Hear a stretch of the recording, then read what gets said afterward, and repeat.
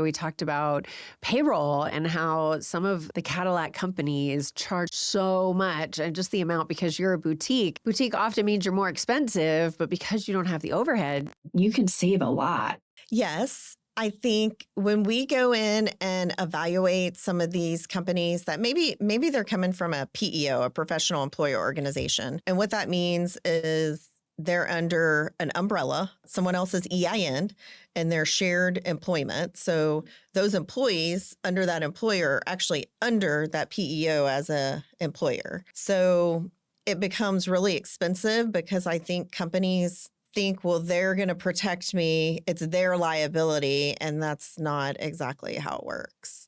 What I think really is different with the PEO versus like an ASO platform is you have more control as the ASO rather than a PEO would be kind of telling you, yes, you can do that, or no, you can't do that. Those PEOs begin to be really costly when it comes to unemployment.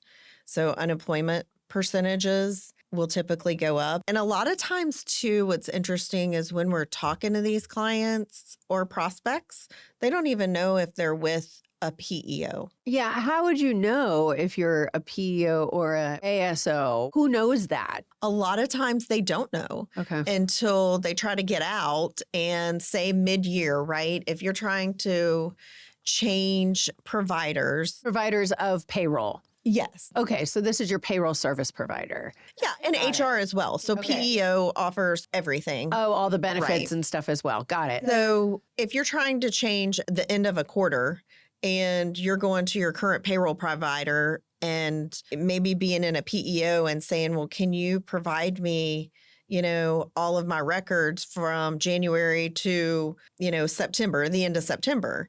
And they're like, yeah, we can do that. And then at the end of the year, and you get into starting October 1st, you get into an ASO model, which is payroll only. And maybe they do offer, maybe it's with Magnet HR.